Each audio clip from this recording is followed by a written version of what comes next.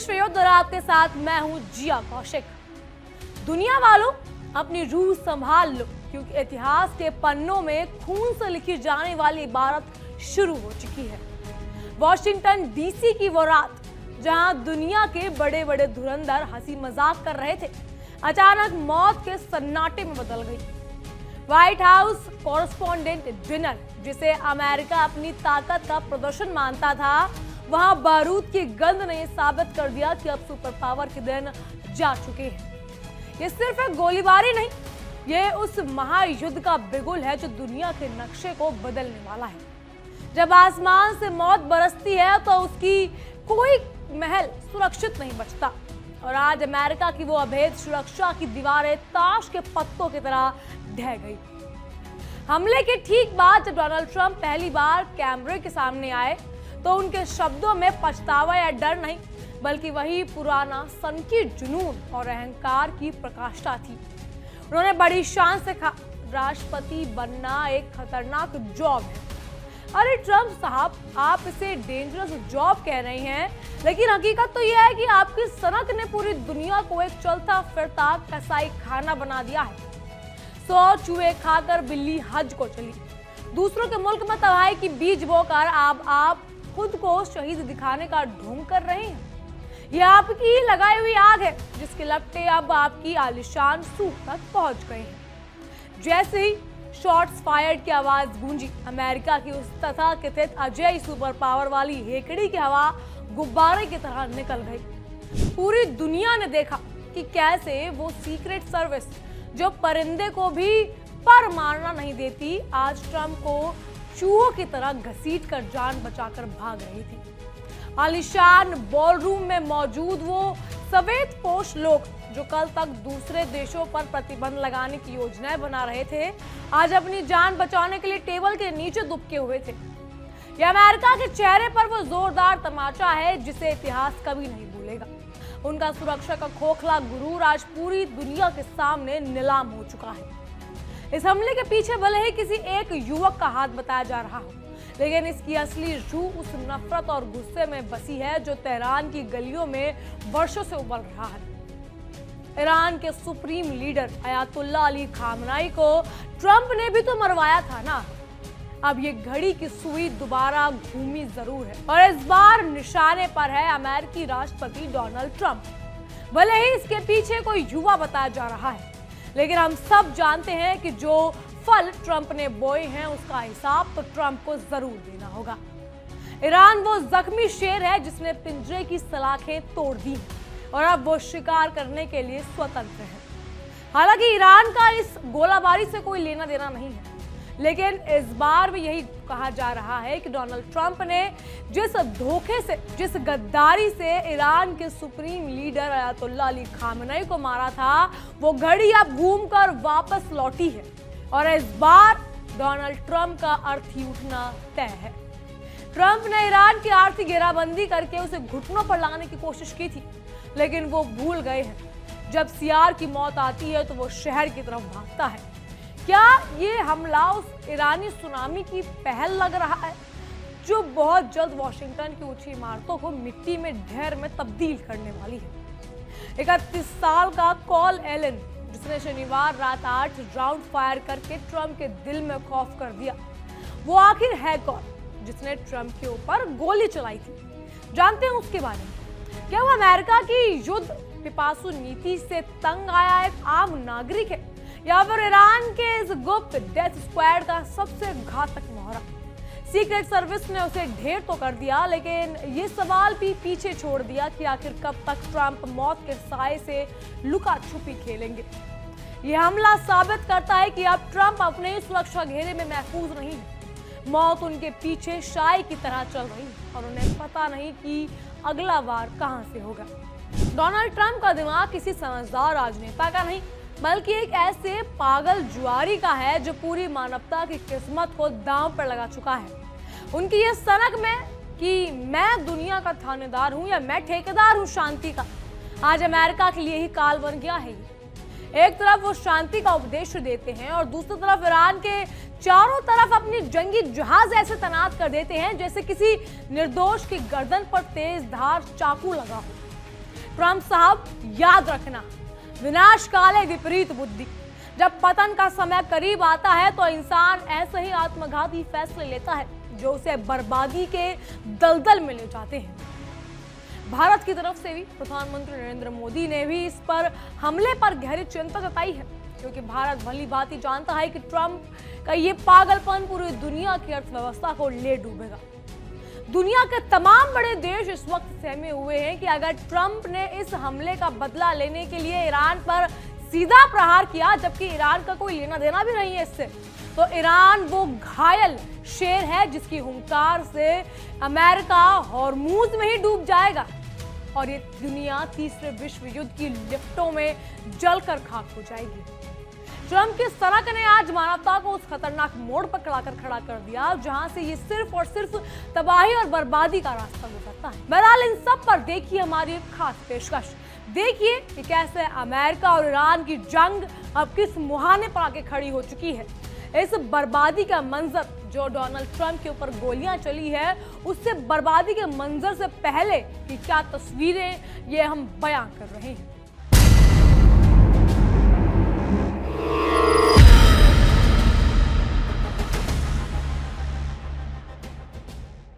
Iran America में होगी शांति की बात या फिर होगा विश्वासघात और फिर होगा सबसे बड़ा आघात।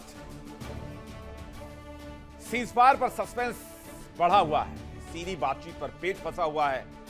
डिप्लोमेसी में नया ट्विस्ट है। ईरान का बड़ा बयान है, पाकिस्तान के सामने शर्तें रखी जाएंगी और पाकिस्तान मैसेंजर का काम करेगा, ईरान डायरेक्ट बातचीत नहीं करेगा। इस्लामाबाद में कूटनीतिक तनाव बहुत चरम पर है। ईरान यूएस में टकराव है और पर्दे के पीछे जो कूटनीतिक ड्रामा जारी है, उससे ऐसा लग रहा है ये शांति पर बात करेंगे, अमेरिका विश्वासघात करेगा, इसका कोई अंदाजा नहीं है। क्योंकि इस्लामाबाद दुनिया के सबसे बड़े कूटनीतिक ड्रामे का केंद्र बना हुआ है। वैसे पाकिस्तान एक ड्रामे वाला मुल्क ही है, वहां कोई और ड्रामा चल रहा है, इसमें कोई हैरानी की बात नहीं होनी चाहिए। लेकिन पाकिस्तान के साथ अगर मीडिएशन का काम अमेरिका कर रहा है और ईरान भी ट्रस्ट कर रहा है, तो मुझे तो बहुत मुश्किल लगता है कि ये डील कहीं से कहीं पॉसिबल हो पाएगी। चलिए देखते हैं। ईरान का डेलीगेशन इस्लामाबाद पहुंच चुका है और अमेरिका का डेलीगेशन बहुत जल्द पहुंच जाएगा। लेकिन मुलाकात समाधान की ओर जाएगा या घमासान की ओर जाएगा, तनाव की ओर जाएगा या झुकाव की ओर जाएगा। होर्मुज में नाकेबंदी और ट्रंप की धमकियों के बीच बमबारी के पीछे आखिरी मौका होगा। लेकिन ये तो खैर डोनाल्ड ट्रंप ही जानते हैं आखिरी मौका है किसकी, कौन सा मौका। 4 तस्वीरें आपके सामने हैं।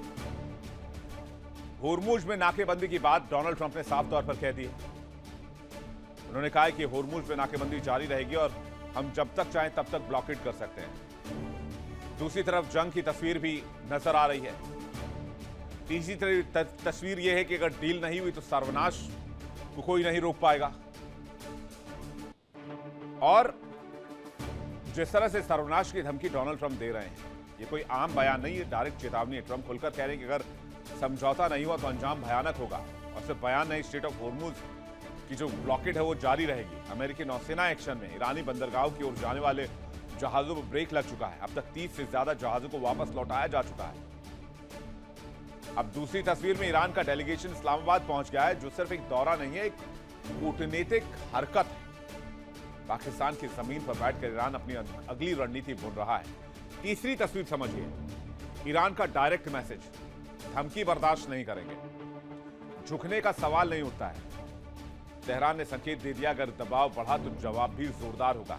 और चौथी तस्वीर, अमेरिकी डेलीगेशन के आने का इंतजार किया जा रहा है। लेकिन इसमें पेच क्या है? इसमें पेच यह है कि अमेरिकी डेलीगेशन को पिछली बार लीड कर रहे थे जेडी वेंस, अमेरिकी उपराष्ट्रपति। इस बार अमेरिकी डेलीगेशन को कौन लीड कर रहा है? इस बार लीड कर रहे हैं डोनाल्ड ट्रंप के दामाद जेरेड कुशनर और डोनाल्ड ट्रंप के बेहद खास स्टीव विटकॉफ। तो जो काम जेरेड कुशनर नहीं कर पाए, क्या वो काम स्टीव विटकॉफ और उनके दामाद जेरेड कुशनर कर देंगे? अब देखिए, पॉसिबिलिटीज तो है। इस्लामाबाद कौन कौन नहीं है? ईरान की तरफ से गालिबाफ नहीं पहुंचे, जो ईरानी स्पीकर हैं। वार्ता पर IRGC के सख्त रुख के साथ वो खड़े नजर आते हैं। अमेरिका में जेडी वेंस उपराष्ट्रपति, जो कि अमेरिका के शर्तों से समझौता नहीं कर वो नहीं आ रहे। ईरान के स्पीकर मोहम्मद गालिबाफ जो पिछले दौर की बातचीत का चेहरा थे, वो अब इस प्रक्रिया से बाहर बताए जा रहे हैं। सूत्रों के मुताबिक गालिबाफ ने खुद किनारा किया, इस्तीफा भी दे दिया गया है। खबर यह भी है कि इस्लामिक रिवॉल्यूशनरी गार्ड्स IRGC का दखल लगातार बढ़ रहा था, जिससे गालिबाफ नाराज थे।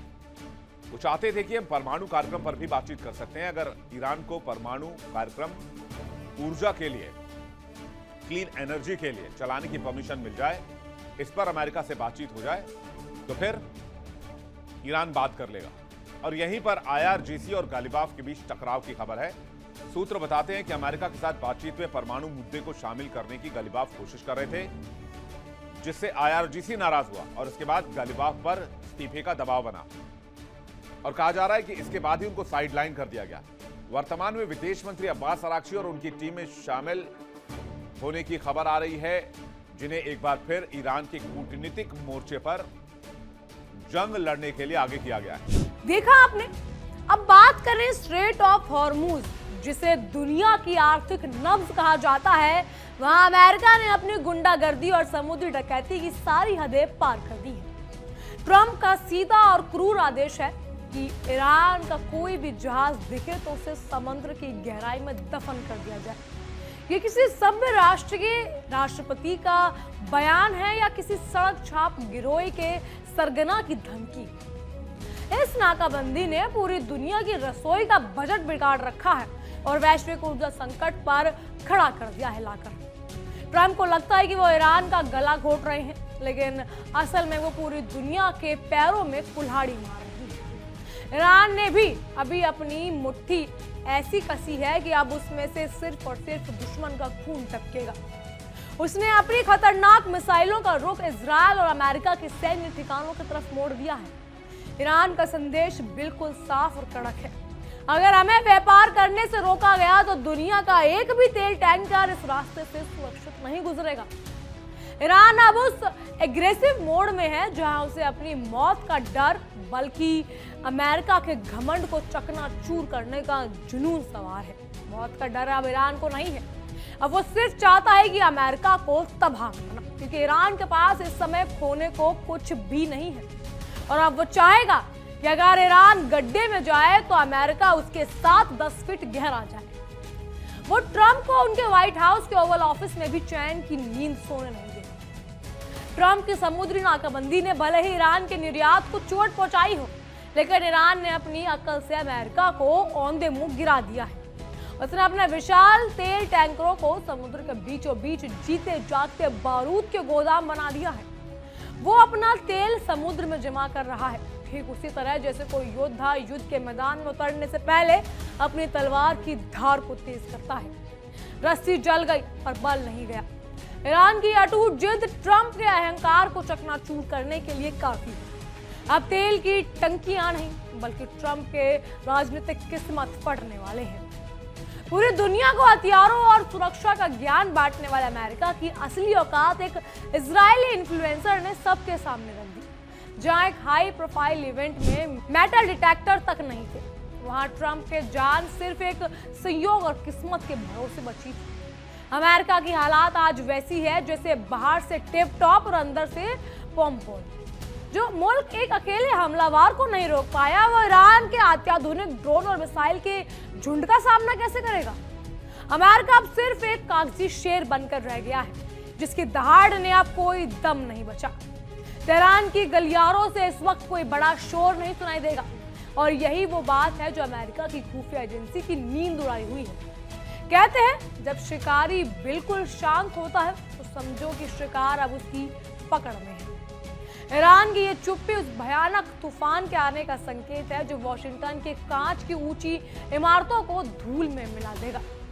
ट्रंप को लग रहा है कि खतरा टल गया, लेकिन हकीकत ये है कि वो ईरान अब हिट लिस्ट में सबसे ऊपर पहुंच चुके हैं। ईरान की इस शांति कयामत की दस्तक है। यूएसएस राफेल पेरालेट और अमेरिकी डिस्ट्रॉयर ने समुद्र में ईरान के जहाजों का रास्ता रोककर आग में घी डालने का काम किया है। ट्रंप के समुद्री डकैती हुए बहुत जल्द बहुत महंगी पड़ने वाली है।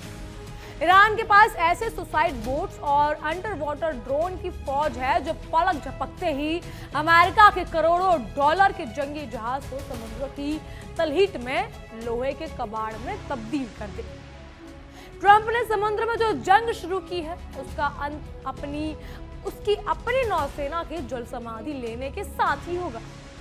कच्चे तेल की कीमतों में $100 का आंकड़ा पार कर चुका है और ये पूरी दुनिया में महंगाई की त्राही मची है। ट्रंप अपनी राजनीति चमकाने के लिए पूरी दुनिया को महंगाई की चक्की में पीस रहे हैं। जापान से लेकर यूरोप तक के देश की अर्थव्यवस्था वेंटिलेटर पर पहुंच चुकी है।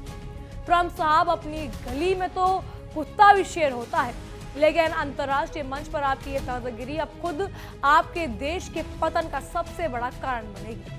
जब जनता सड़कों पर उतरेगी तब आपको समझ आएगा कि सत्ता की भूख कितनी महंगी पड़ती है। अब फैसला पूरी तरह ट्रंप के हाथों में है। या तो वो अपनी पागलपंती और अहंकार को त्याग दे या फिर दुनिया के अंत के लिए तैयार हो जाए। अगर उन्होंने ईरान की सीमाओं को लांघने की जरा भी कोशिश की तो याद रखना, ईरान वो आग है जो बुझने वालों में से नहीं बल्कि जलकर भस्म कर देगी। ट्रंप का ये सुपर पावर होने का भ्रम अब उनके विनाश के सबसे बड़ा कारण बना है। इतिहास गवाह रहेगा कि कैसे एक सन की लीडर ने अपने अहंकार के खातिर पूरी दुनिया को बारूद के ढेर पर सुला दिया। दोस्तों, बारूद के ढेर सज चुके हैं और चिंगारी उस लगने वाली है। एक तरफ ट्रंप की हट धमरी और पागलपन है तो दूसरी तरफ ईरान का खौफनाक और सर्द इंतकाम। वॉशिंगटन से लेकर तेहरान तक हवाओं में सिर्फ और सिर्फ बारूद और मौत की गंध है। देखते रहिए हमारी एक खास पेशकश और देखते रहिए कि क्या ट्रंप इस महाप्रलय से खुद को बचा पाएंगे या ईरान उनकी कहानी हमेशा के लिए द एंड कर देगा। अपनी आंखों से खुली चेतावनी देंगे या फिर ये तीसरे विश्व युद्ध का आगाज होगा। बहरहाल इन सब पर आपकी क्या राय है हमें कमेंट के जरिए जरूर बताइएगा। फिलहाल के लिए इतना ही। तमाम खबरों के लिए बने रहिए इंजॉय डेली के साथ।